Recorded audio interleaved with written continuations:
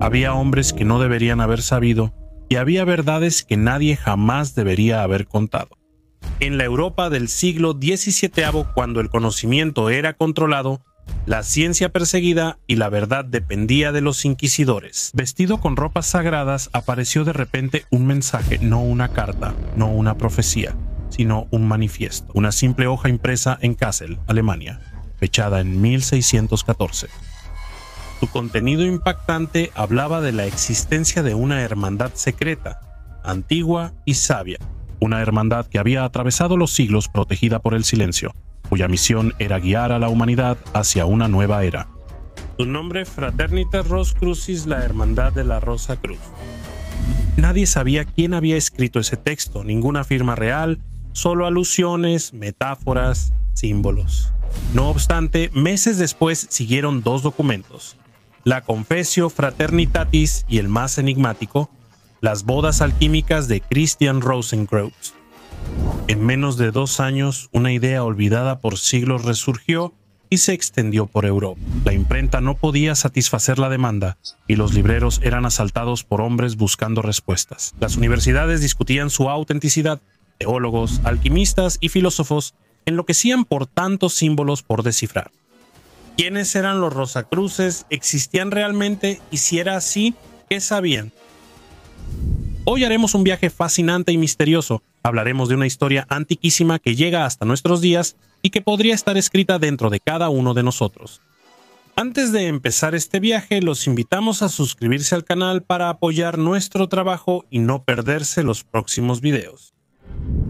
Los manifiestos Rosacruces no solo proponían una reforma religiosa o cultural. Tras las palabras impresas y las alusiones a la alquimia y espiritualidad, había un mensaje más profundo. Un mensaje inquietante que pocos captaron y menos se atrevieron a decir. Los Rosacruces no eran simples filósofos, eran custodios de un secreto tan antiguo como el cristianismo mismo, un secreto capaz de voltear 2000 años de historia. Ese secreto tenía que ver con la sangre, no en sentido alegórico. Sangre real, sangre humana, sangre que llevaba una herencia, sangre que, según los Rosacruces, descendía directamente de Jesucristo. Para entender el alcance de esta afirmación debemos retroceder bastante. En 325 después de Cristo, Constantino convoca el Concilio de Nicea. Ahí se define definitivamente la naturaleza de Jesús, Hijo de Dios, nacido de una virgen, muerto, resucitado y ascendido al cielo. Su figura queda separada de toda humanidad carnal. Pero esta decisión política, y sí, porque también fue una decisión política, implicó una operación quirúrgica violenta, la eliminación sistemática de todos los textos que proponían otra visión. Los llamados evangelios apócrifos fueron prohibidos, quemados y olvidados, entre ellos el Evangelio de Felipe, el Evangelio de María y el Evangelio de los egipcios. En el Evangelio de Felipe, encontrado en 1945 en Nag Hammadi, Egipto, se lee: La compañera del Salvador era María Magdalena. Jesús la amaba más que a sus discípulos y la besaba frecuentemente en la boca.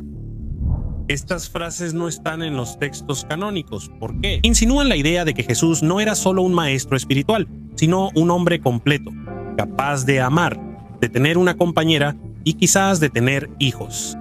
Según una corriente gnóstica muy antigua, que nunca desapareció por completo, María Magdalena no fue una prostituta redimida, como sostuvo la iglesia medieval, sino la compañera de Jesús, su esposa, la portadora de su descendencia.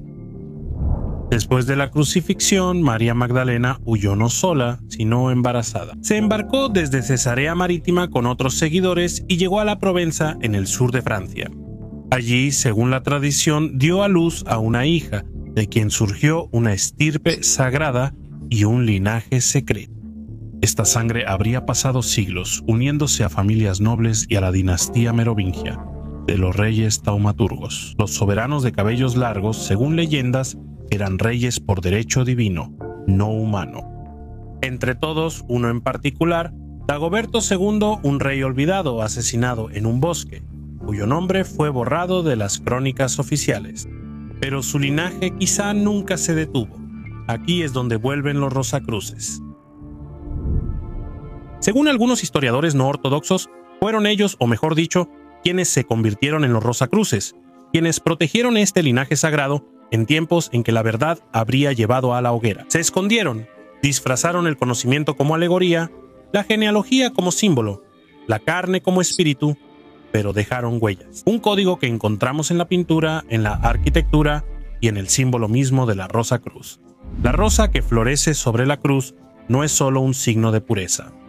Según la interpretación esotérica, la vida que surge del linaje de Cristo es más antigua. La rosa es María Magdalena, la cruz es el árbol genealógico del Salvador y lo que florece es la sangre real. Existe un culto que nunca ha muerto, solo se ha disfrazado y ocultado tras imágenes inocentes y estatuas que parecen cristianas.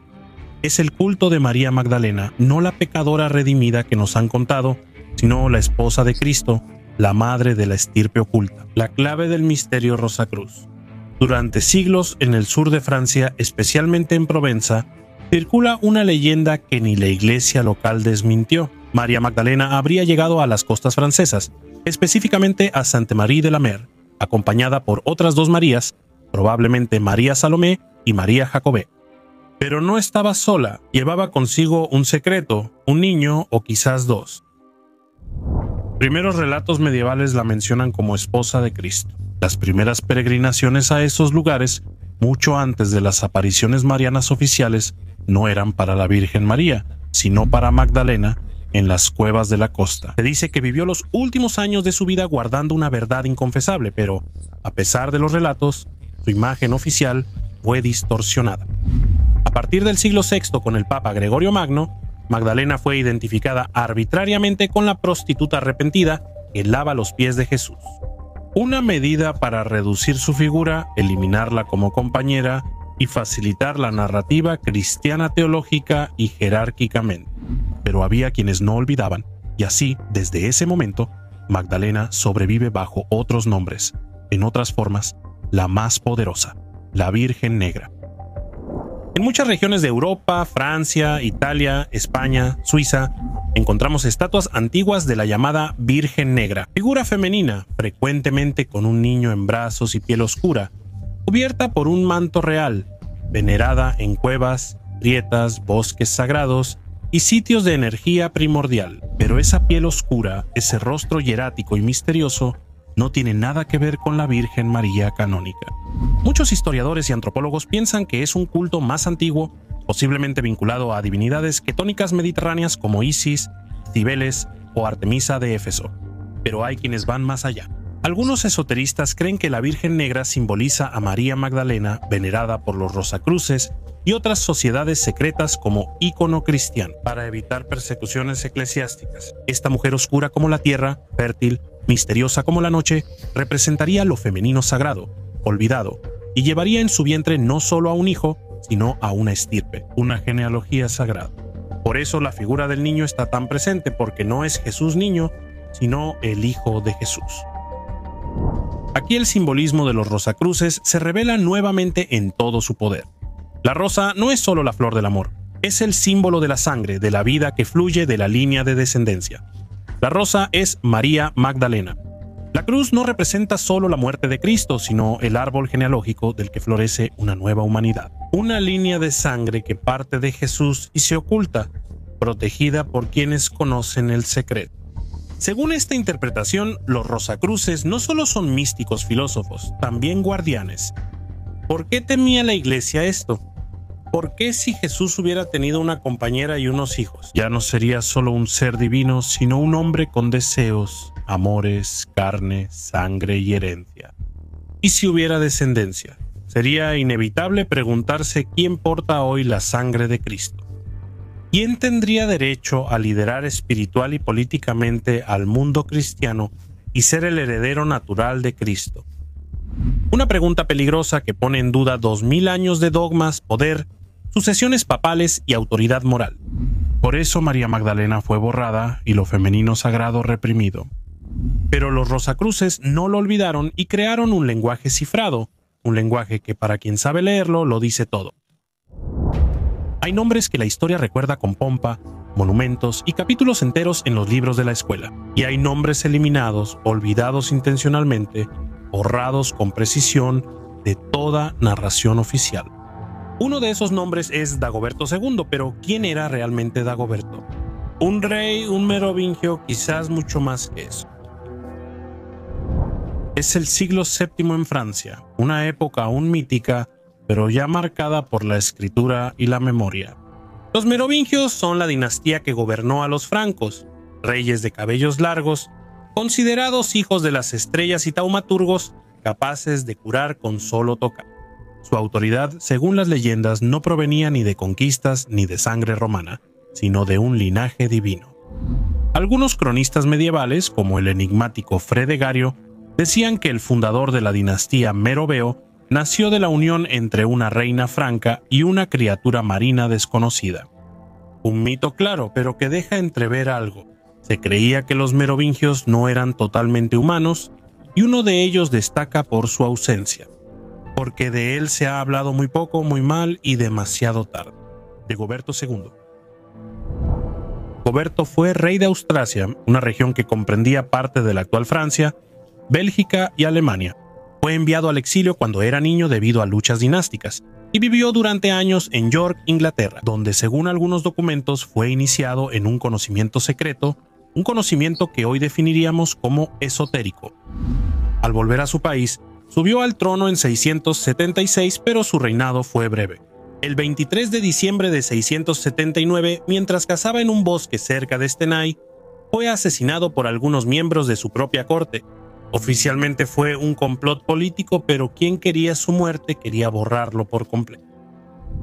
Pero hay un detalle, un fragmento casi borrado, que sigue resurgiendo en las voces subterráneas de la historia alternativa, un fragmento guardado, o tal vez solo evocado, en un lugar silencioso y aislado, la abadía de Orval, en Bélgica. Aquí se dice que hubo una lápida, pero ningún documento oficial la menciona. Una piedra, dicen, desaparecida misteriosamente, quizá removida, quizá nunca mostrada al público. Sin embargo, en ella hay una inscripción que aún arde, como revelación prohibida: Rex Deus, Rey de los dioses, descendiente de la sangre sagrada. Muchos vinculan esta inscripción con la línea de sangre que inició con María Magdalena, llegó a Francia y se unió a los merovingios. Si Dagoberto hubiera sido descendiente de Jesús, Cristo no habría reinado. No sin reescribir toda la historia, no sin provocar un enfrentamiento apocalíptico entre el poder espiritual y el político. En este contexto actuarían los Rosacruces, mientras los documentos oficiales eran reescritos, mientras las genealogías eran modificadas, mientras el nombre de Dagoberto era borrado de las crónicas. Una hermandad secreta habría protegido su memoria, pero no solo eso, también habría protegido la descendencia. Según varias teorías, Dagoberto tuvo un hijo, Sigisberto IV, quien no fue asesinado, sino oculto en Languedoc, al sur de Francia, bajo la protección de una orden invisible, una orden que habría custodiado su sangre, su linaje y su secreto. Esa orden, siglos después, sería la Fraternitas Rosacrucis. En el siglo XVII surgen los manifiestos Rosacruces. Europa vive caos, guerras, peste, inquisiciones y herejías. Y justo en ese momento alguien decide hablar, pero no al azar, no para todos, solo para quien sabe leer. Entre los símbolos, Christian Rosenkreuz, el legendario fundador de la Orden Rosacruz, habría vivido 2 siglos antes en plena Edad Media y habría viajado a Oriente, a Egipto, a Persia, para aprender los secretos del conocimiento universal. Pero la verdad es que Christian Rosenkreuz no es un nombre, sino un código. Christian significa cristiano, Rosen es rosa, Kreuz es cruz. El nombre mismo es el símbolo, es el Cristo crucificado, la sangre de la rosa, el linaje llevado en secreto. Sin embargo, son demasiadas conexiones para ignorarlas. En cada rincón de Europa y época donde se suprimía la libertad de pensamiento, los Rosacruces han reaparecido, nunca con nombres ciertos, nunca con rostros conocidos, pero siempre dejando huellas, símbolos. En la Edad Media surgieron iglesias dedicadas a Santa Magdalena en lugares apartados, colinas o cerca de manantiales, siguiendo una línea oblicua que atraviesa Europa de suroeste a noreste, desde la Provenza hasta Escocia. Una línea hoy llamada Línea San Miguel, que también pasa por Mont Saint-Michel y Monte Sant'Angelo. Un alineamiento tan perfecto que no parece casual y nunca ha sido explicado oficialmente. ¿Y qué decir de las iglesias gemelas dedicadas a santos olvidados como San Leonardo? Frecuentemente ligado a la liberación y al conocimiento oculto, y venerado en sitios donde la iglesia buscaba reprimir herejías. En manuscritos del siglo XV también hay acrósticos, composiciones poéticas donde las primeras letras de cada verso forman un nombre u otras palabras, o mapas estelares disfrazados de oraciones y nombres de santos inventados que en realidad corresponden a palabras en clave usadas en los rituales iniciáticos rosacruces. Todo esto no está confirmado oficialmente, pero se repite con demasiada insistencia en demasiados lugares diferentes como para no levantar al menos una sospecha, como si Europa fuera un gran mapa cifrado, diseñado por los rosacruces como arquitectos invisibles. Y al final, ¿qué fue de los merovingios? ¿Qué pasó con su linaje? Según el dossier Secrets, un documento depositado en la Biblioteca Nacional de París en los años 60, la línea de sangre merovingia nunca se interrumpió, aún existiría hoy en día, mezclada con otras dinastías y protegida por órdenes esotéricas. Estaría esperando, pero ¿esperando qué? Si una verdad es demasiado peligrosa para ser dicha, no se niega, se esconde bajo otra verdad, se diluye, se satura de mentiras, medias verdades y relatos fantásticos, hasta que nadie distinga lo real de lo irreal. Según muchos estudiosos e investigadores independientes, esta ha sido la historia de los Rosacruz, la estirpe merovingia y la sangre real. Todo giraría en torno a un lugar preciso, un pequeño pueblo en el sur de Francia, perdido entre las colinas del Aude. Un nombre legendario, Rennes-le-Château. A finales del siglo XIX, Abo Béranger Saunier, un humilde párroco rural, cambia su vida de repente. En pocos años transforma la iglesia local en un verdadero templo esotérico, llena de símbolos misteriosos, inscripciones latinas ambiguas, estatuas extrañas. Construye una torre llamada Tour Magdala, compra libros, viaja y acumula dinero. Mucho dinero para un sacerdote local. Nadie sabe el origen de esos fondos. Él no lo dice, nunca lo dirá, pero hay quienes sospechan que Saunier encontró algo. Un documento, un manuscrito, tal vez una genealogía secreta o las pruebas de un pacto antiguo que sigue vigente. Es en este punto cuando entra en escena Pierre Plantard, una figura ambigua y genial, al mismo tiempo historiador, falsificador e iniciado. En los años 60, él entrega a la Biblioteca Nacional de París los infames Dossiers Secrets, una serie de documentos que cuentan la supervivencia de la estirpe merovingia y su protección por parte de una organización secreta, el Priorato de Sion. Según estos dossiers, el priorato habría sido fundado en el siglo XI por Godofredo de Bouillon durante la Primera Cruzada y habría tenido a lo largo de los siglos grandes maestros ilustres: Leonardo da Vinci, Sandro Botticelli, Robert Boyle, Isaac Newton, Claude Debussy, Jean Cocteau, una orden invisible pero poderosísima con una misión clara: proteger la descendencia de Jesucristo. Una línea de sangre ininterrumpida habría hallado refugio en la lengua de Oc, protegida por rosacruces y sociedades esotéricas surgidas con los siglos. Aquí surge una pregunta válida: ¿los dossiers secretos son auténticos o una elaborada falsificación? La respuesta es compleja, sí. Son documentos fabricados a propósito, depositados por Plantard con la ayuda de Felipe de Cherisset.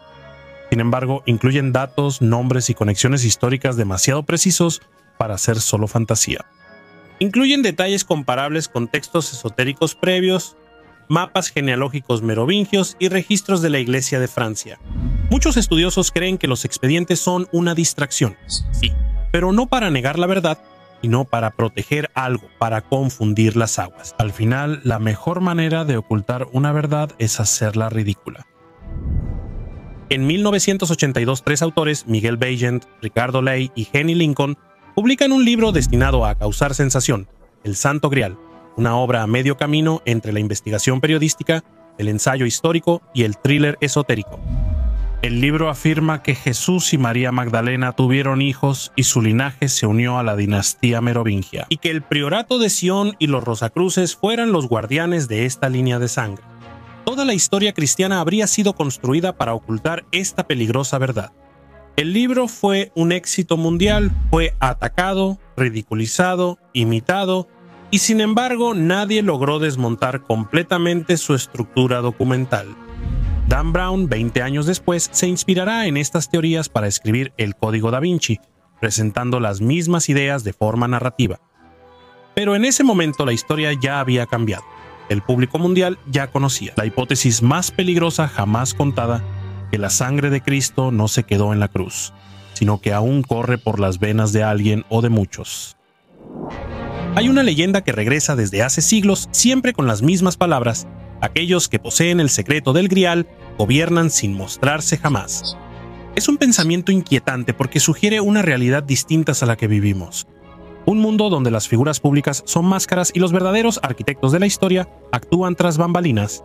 Pero si la historia de la sangre real fuera cierta, si realmente la descendencia de Cristo hubiera sobrevivido, ¿quién la protege hoy? Y sobre todo, ¿quién se beneficia de ello?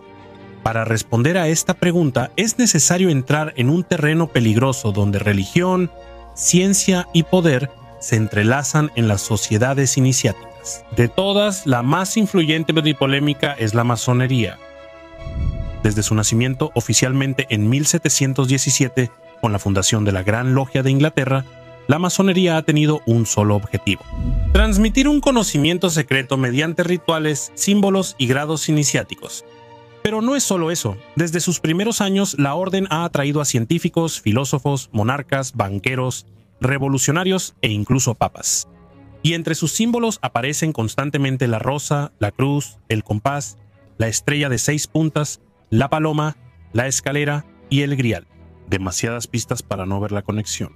Según muchos historiadores esotéricos, la masonería sería una evolución operativa de los Rosacruces. Una afiliación entre ellos no por orígenes declarados que nadie admitiría, sino por símbolos, objetivos y misterios compartidos. Y no es todo. En 1660 se funda en Londres la Royal Society, la institución científica más antigua y prestigiosa. Sus miembros son científicos, astrónomos, médicos, pero también masones, alquimistas y filósofos con fuertes vínculos con el pensamiento. Roberto Boyle, uno de los padres de la química moderna, también fue un apasionado de la alquimia y miembro de círculos rosacrucianos. Isaac Newton, genio de la física, dedicó mucho tiempo a estudiar la Biblia y sus misterios, especialmente las genealogías bíblicas.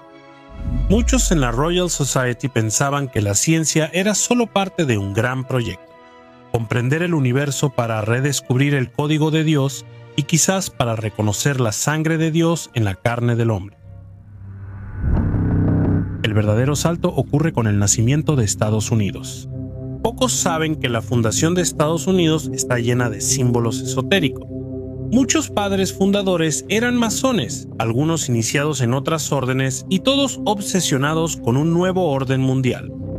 Para tener una pequeña idea de todo esto, basta con mirar el billete de $1, donde encontramos representada una pirámide incompleta, el ojo que todo lo ve, la inscripción Novus Ordo Seclorum, que significa nuevo orden de los siglos, y el número 13 que se repite en todas partes: 13 escalones, 13 flechas, 13 hojas, 13 estrellas. Urbanistas esotéricos han mapeado Washington, Distrito de Columbia, mostrando figuras geométricas, alineaciones estelares y símbolos similares a la Rosa Cruz. ¿Significa esto que Estados Unidos es un proyecto Rosacruz? Tal vez no, pero quizás sean el contenedor moderno de una misión antigua. Porque al final, la pregunta siempre vuelve: si la sangre de Jesús ha sobrevivido, si hoy todavía corre en alguien, ¿quién la custodia? ¿Quién garantiza su secreto? Y también, ¿por qué nadie habla de esto en serio? ¿Por qué este tema es ridiculizado, banalizado, olvidado? Tal vez porque ya no se puede detener. Tal vez porque la humanidad se está acercando al despertar de esa sangre. Durante siglos hemos buscado el Grial como objeto, copa, reliquia o maravilla perdida en sótanos de castillos templarios o en Tierra Santa. Pero tal vez la búsqueda fracasó porque buscamos en el lugar equivocado, porque buscamos afuera y no dentro. Según una de las interpretaciones más antiguas y al mismo tiempo más revolucionarias, el Grial no es una cosa, sino una persona, o mejor dicho, algo que fluye en las personas. El Grial sería la sangre misma, pero no cualquier sangre, sino la sangre portadora de un código, una matriz espiritual y biológica al mismo tiempo, un ácido desoxirribonucleico capaz de reactivar algo olvidado en la naturaleza humana. textos alquímicos del Renacimiento mencionan la sangre real, no solo como dinástica, sino como sustancia viva con una chispa divina. Este concepto se vincula con una visión del siglo XX más audaz, la memoria genética, que plantea que el ácido desoxirribonucleico transmite no solo rasgos físicos, sino también memorias, emociones y potencialidades. Si hay una línea de sangre que viene de Jesús y María Magdalena, no solo transmitiría genes, sino también una misión en la estructura de la vida. En el legado mesiánico, los autores proponen que la herencia del Cristo es un arquetipo viviente, transmitido de persona a persona, no una religión, y que los Rosacruces, en su lenguaje cifrado, solo custodiaban las llaves de esta transmisión. Según esta interpretación, la alquimia no era la transmutación de metales, sino del ser humano, buscando despertar en ciertos individuos una frecuencia perdida, una armonía primordial entre espíritu y cuerpo para regresar a la Tierra al hombre divino. Hoy, con el mapeo del genoma humano, la epigenética y el redescubrimiento de la importancia de las frecuencias en el comportamiento celular, muchas de estas ideas que parecían locura medieval empiezan a sonar sorprendentemente actuales e inquietantes. De hecho, hay quienes suponen que toda la línea Rosacruz siempre ha trabajado en dos niveles. Por un lado, protegía la descendencia y por otro, trabajaba para despertarla. Según algunas fuentes, esta sangre no está activa de inmediato. Es un código dormido, un potencial que puede permanecer inactivo por generaciones hasta que alguien encuentra la clave. Y cuando se activa, esa sangre no genera poder, genera conciencia, una nueva conciencia. La sensación de que todo lo que nos han dicho es una actuación. Detrás de la historia existe un plan mayor, escrito en nuestro cuerpo. No es casualidad que varios personajes revolucionarios, místicos o proféticos como Leonardo o Newton fueran sospechosos de pertenecer a esta corriente, o al menos iniciados en sus misterios. No es casualidad que su conocimiento anticipara los siglos. Quizá no solo eran genios, sino portadores de una memoria antigua, y tal vez hoy sea nuestro tiempo. El despertar ocurre otra vez. Hay niños que nacen con capacidades fuera de lo normal. Hay individuos que cuentan sueños recurrentes en idiomas desconocidos. Hay personas comunes que de repente recuerdan algo que nunca han vivido. Quizás sean fantasías o ecogenéticas, llamados de una herencia silente por mucho tiempo. La ciencia se ríe de todo esto, las religiones lo niegan, pero los Rosacruces no hablan. Ellos saben, y quizás están esperando a que los portadores despierten, a que la sangre recupere su frecuencia, a que el grial ya no se busque afuera, sino que se reconozca dentro. Porque, como dijo un antiguo documento Rosacruz, cuando el hombre tenga ojos para ver lo que está oculto bajo la piel del mundo, entonces la rosa florecerá. Y no en la cruz, sino en el corazón de quien siempre la ha llevado. No es necesario creer todo, ni aceptar cada detalle o leyenda. A veces, solo observar el vacío en una historia basta para notar que algo se oculta. ¿Por qué María Magdalena, presente en todos los evangelios, fue primero considerada pecadora arrepentida y después casi eliminada de sermones, liturgias y teología oficial? ¿Por qué la dinastía merovingia, y en particular Dagoberto II, habría sido eliminada con tanta determinación, mientras que otras mucho más mediocres han sobrevivido a los siglos? ¿Por qué un sacerdote común en un remoto pueblo del sur de Francia gastaría una fortuna para convertir su iglesia en un código abierto? Quizá porque detrás de todo esto no había solo una historia, había una amenaza, no una espada, sino la posibilidad de que el poder de la iglesia, de los reyes, de los gobiernos fuera ilegítimo. Que hubiera una estirpe alternativa elegida por la naturaleza y no por los hombres, que surge en la conciencia en vez de imponerse por dominio. Y entonces, si todo esto fuera verdad, si realmente existiera una descendencia, ¿dónde están hoy sus herederos? Hay quienes dicen que algunos se han perdido, que la sangre se ha diluido, que los portadores no saben que lo son. Caminan por el mundo como todos, pero dentro algo late.